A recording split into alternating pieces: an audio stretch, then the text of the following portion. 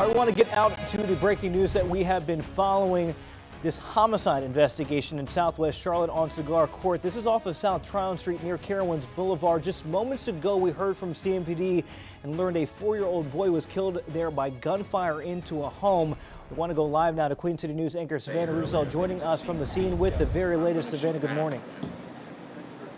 Hey, good morning, Julian. That's right. This all started as a stolen car investigation.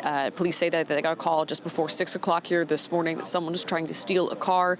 And police just told us just a few moments ago that they believe it was in that stolen car interaction that someone started firing. I'm going to give you a look right now at what the scene currently looks like. It said when those gunshots went off, it went up into the second story of a townhome that's had no one involved in that stolen car interaction, and it hit a 4-year-old boy while he slept. And officers tell us that the boy was pronounced dead right here on the scene. They are still investigating. This is still very much an active scene. We have quite a few homicide detectives as well as crime scene investigators who are going door to door, speaking with neighbors, learning just anything more they can. One, about this townhome community, and two, about what led up to this. Again, they say they're looking for a black Charger that someone was able to get away with early this morning. They still say that they are looking for a motive, not sure yet as to why this started and how, but here's what police say they do know. These are absolutely not random bullet shots. These were fired directly, intentionally into this residence for reasons we don't know. And it's very important, to understand that when you discharge a firearm, someone or something is going to stop those rounds. And when these rounds are negligently discharged like this, this is what happens.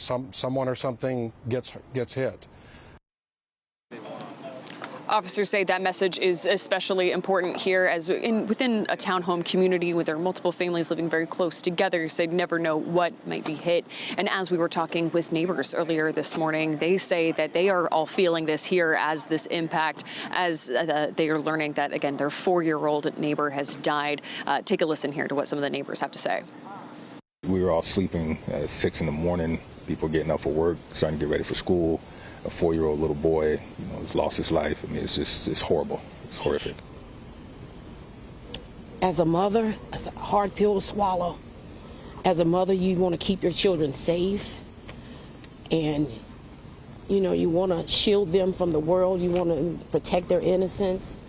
And then when something like this happens, but then when it happens 3 doors down from you, how do you explain it? She's in school now and she's texting me, "Are you okay? Are you okay?" And I told her I'm fine. She said, "Are you sure?" I said, "I'm fine." But there's a kid down the street, 3 houses over, who's not okay. He's just lost his mother in January and now his baby brother. So that kind of pulls on you a little bit. In the sanctity of your own home, to have bullets flying at 6 in the morning, somebody stealing a vehicle, and then just decide to open fire on a house that's jarring. So there's still a lot of shock. A lot of neighbors say they are still hurting here. Hours later after the shooting, plenty of neighbors still out comforting one another, working to comfort the family involved. Again, investigators are still looking into this case, and we'll let you know more just as soon as they release more details. Reporting live in Charlotte, Savannah Rudisell, Queen City News. All right, again, our Savannah Rudisell joining us live there from the scene of that. We want to bring in Chief Legal Analyst Khalif Feroz. Khalif, not the topic that we were going to talk about, but obviously breaking news this morning, learning that 4-year-old boy was killed with gunfire going into the residence.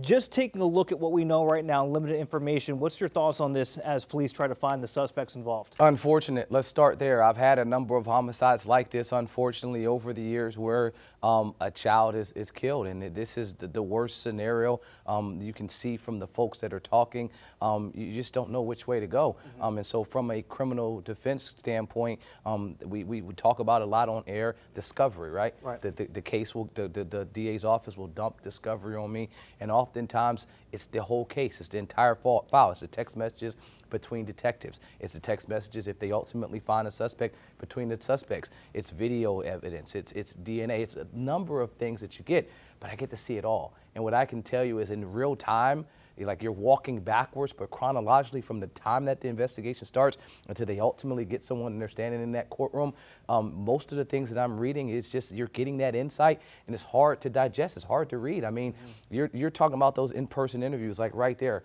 Well, most of the time they're interviewing these folks right when it's occurred, you know, because you want to get as much information as you can to try to find the folks. Now, they'll go back and maybe interview them again, but those on the street, at the house, on the scene when it occurs. My most recent one was a child was this exact same age. And so this is, my heart goes out to the family. It goes out to anyone involved with this situation. But these are the types of things that are hard to deal with as a criminal defense attorney. Khalif, when we're looking at how these people may be charged when they are caught, hopefully they are caught there.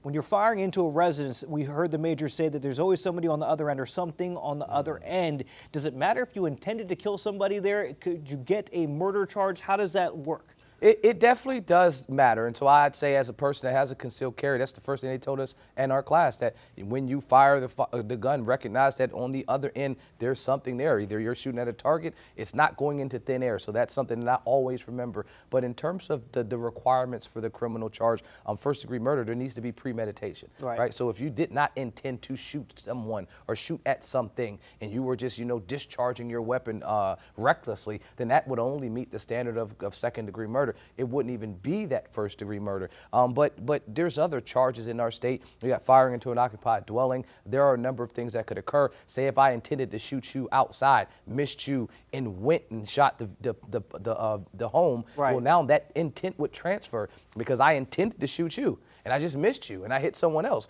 Well, now the intent that I needed to commit a murder, to commit first-degree murder, would still transfer from this person to the actual person that got hit in this scenario. So by all means, the intent would be required if you're looking for that elevated type of charge, but murder nonetheless would still be an applicable charge, even with the intent, because it's reckless. Right. You knew or should have known that someone would have been hit. I believe we have about 30 seconds left with you, Khalif. Real quick, can you take us through what law enforcement is doing right now? Because obviously in Discovery, you see how they find the suspects. What are they doing right now that we know that this Charger is still out there, the vehicle that was stolen from the scene? Talking to anyone and everyone in the scene, trying to find if anyone has cameras, right? Because if you can get pictures and cameras there, then you can get flock cameras that picks up this camera, picks up this car, picks up the tag. They're just trying to find these folks as quick as possible. All right, again, our chief legal analyst, Khalif Rhodes, weighing in on that breaking news for us. Khalif, thank you.